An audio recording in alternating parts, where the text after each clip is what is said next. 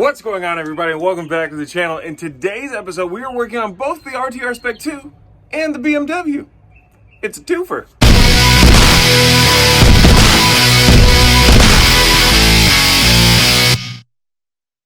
We have a few items that we're going to be doing this weekend for both vehicles. If you see here in this plastic, what we have is the Undertray, or belly pan as some people call it, that goes on the bottom of the Mustang RTR up underneath the front. It covers the radiator, keeps everything all nice and clean underneath there.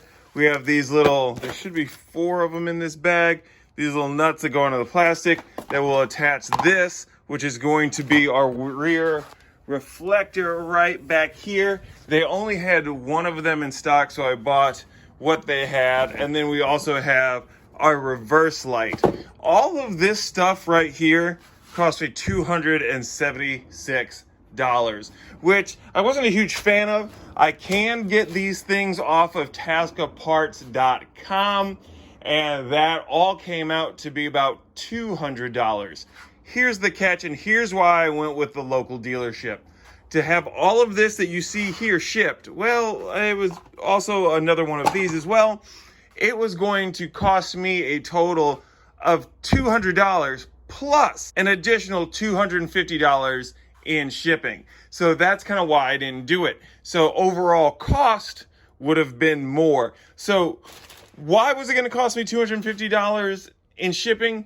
Because of this right here, the Undertray. That's going to be what's considered an oversized package. So anytime you get anything big like this, that's when your prices start going up. So for anybody who buys anything off of rtrvehicles.com, shipping on these things are not cheap. So if I'm paying $250 to get this to me, because mostly this right here, when you start getting into parts like your RTR chin splitter, which is definitely an oversized package, your RTR grills, which are definitely oversized packages, when you start getting into your RTR wheels, which is definitely an oversized package, and you realize that, hey, you know what? We're getting free shipping on this. Consider that a good deal, which it is, because RTR is eating the cost on every part that it ships out. We need to get all this stuff that we currently have right now onto the vehicles. The other thing that we got right here is this is going to be our reservoir for the hydraulic handbrake over there on that car.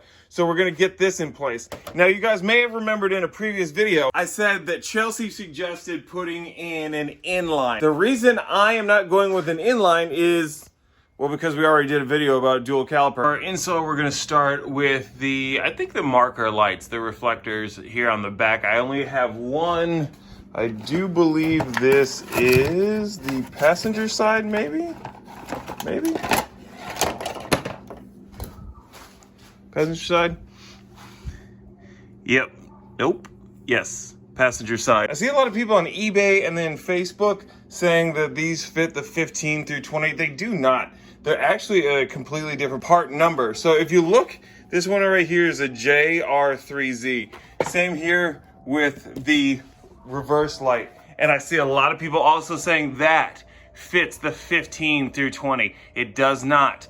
If you look up any of your parts for your car, you're going to notice a difference. And the easiest way to tell the difference between the two parts, knowing if it's a 15 through 17 or an 18 through 21 now, is it's going to be a FR3Z for anything 15 to 17. Anything 18 and above is going to be a JR3Z. So that's how you know if the part numbers have changed. A couple things here for our reflectors. This right here is a separate part number from this. This here does not come along with it. I can now see that I ordered too many of these, but hey, it's whatever. The other one I thought I had 2, but it is what it is. So I have these right here are going to screw on to the back of here. As you can see, it's not threaded. This here will basically thread itself, if you will, down the plastic. And it goes on here with a 10mm socket. So you're going to just slide this here in the back.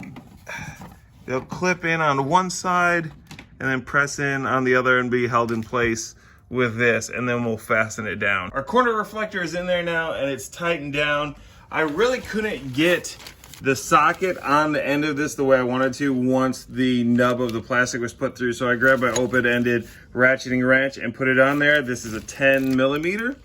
And it worked out pretty good. So now I have extras of these if I need them for any reason whatsoever, I guess. Here's our reverse light for the 18 to 20. Now it looks very similar. The plug in the back is exactly the same as what you would get on your 15 to 17. But the difference is these mounting locations. So as you can see, these are set back slightly. On the 15 to 17, these sit out farther. These will sit out almost even here with the edge of the glass as it protrudes forward. So this here is different from 15 to 17, will not carry over to 18 to 21. With the reverse light in place, I do believe these are the ones that I'm supposed to be using. These little bolts here that have the 7mm head. I'm gonna try and get those back in there. I do know that it's bolting directly into this plastic piece right here, and that's why you're getting your thread like this, because it carves into the plastic. This here is the back of our reverse light. As you can see, I got the bolts put in place. Right up here, we have this little hole. If you're wondering what that's for, that is so you can take your wiring right here, push it through, and it keeps it up and out of the way of the exhaust.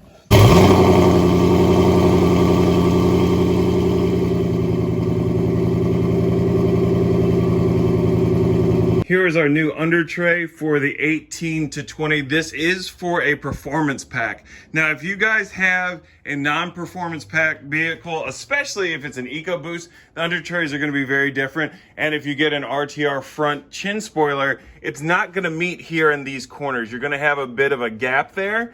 And this, swapping it out to the performance pack belly tray, solves that. Now, if you don't swap it out, you're not at a real loss. Gabby's car, we didn't swap it out. We just put some zip ties here in the corner that held this up. It doesn't affect the driving of the vehicle. We don't hear anything. It doesn't affect the look of the chin. But if you get underneath it, you can see. So on mine, you're not going to be able to tell. I do have my old belly pan here. There we go. There's that one. This one looks like it's got some ducting that goes up towards the brakes too, which is kind of cool. You'll notice here that the speed clips on this are already in place, which I wasn't really sure if it would come with the speed clips or if I'd have to transfer them from this one over. But everything's where it needs to be. So now all I need to do is back this car up, get the front end up in the air, and we can slide underneath there and get this in place. Just to help get the jack underneath, I put some boards down here so I could roll up onto them on each side. The one over here is probably a little bit too small, but it is what it is. It got it up high enough that I'm going to be able to get my jack underneath there now, though. Along the bottom here, we get about 19 bolts that connect this thing here to the bottom of the car. We also have to still figure out what we're going to do with our turn signals, but I'm going to just tuck these up in here and not worry about it for right now. So looking at this piece here, it's pretty nice. It's pretty smooth. It's pretty aerodynamic. If you look here, this here looks like this is probably push rivets as well, and it doesn't mat up to my stock. I want to say this is the steering rack cover. I don't know what the official term is for it, but that's what I would say it is. So it doesn't mat up perfectly. So instead of going and buying another part that's probably going to cost me like $50, $70, $90, $100, what I'm going to do is I'm just going to pop 4 holes in this right here with my drill and put some push rivets in there myself and seal that off, and we should be good to go underneath here.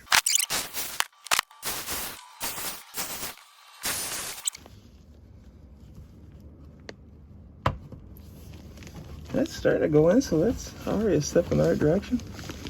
Oh, there we go. She in. Just need to get a little bit of leverage on the back side of the old girl. And she in there. The car is done. Everything we did today, though, unfortunately, you can't even see it without having the car up in the air. But this brings it one step closer to me being able to have this thing road legal. The only thing that I really need to worry about right now is getting the turn signal set up. But next we need to do a little tinkering with the BMW. Here inside the BMW, we have our hydraulic handbrake that we have set up. What we're going to be doing is taking this reservoir here, popping it in here, and then our line will go from here out through this little area here and into the brake. So all we have to do is just remove this little rubber plug, and then let's go ahead and screw this here off the bottom of our housing. And we'll just pop it in place here, like so. This here isn't really all that difficult. I may go back through and put some Loctite or put something else on here, but as for right now, I don't believe that I need to. But I guess we'll see once we get some liquid in here. But I really shouldn't have to do that. There we go, that's about as tight as it's gonna get without breaking it. And this here, we'll screw onto there. And this is done. So now we can remove our top here.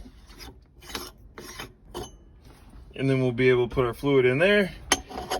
Once we get everything set up, we'll be able to bleed it. This is getting kind of big, kind of clunky. It is sitting up higher than what I would like, but it appears as though it's gonna work. Of course, it's not gonna have nearly as much play in it once we have fluid in it, but there we go. That is going to be our setup for our hydraulic handbrake.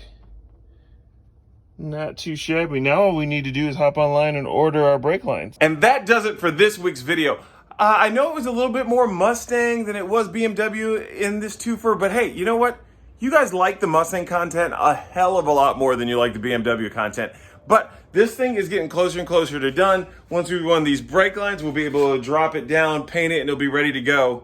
Actually, we still haven't fixed that transmission problem. So once we fix the transmission problem and then do all that other stuff, it'll be ready to go. And hopefully by that time, we'll be able to take it to at least 1 or 2 drift events before we get rid of it. If you guys are new to the channel, make sure to go ahead and hit the subscribe button, hit that bell notification so you don't miss anything that we do on our Monday or Thursday videos. Next week, we're gonna be installing the RTR leather seats inside the RTR Spec 2.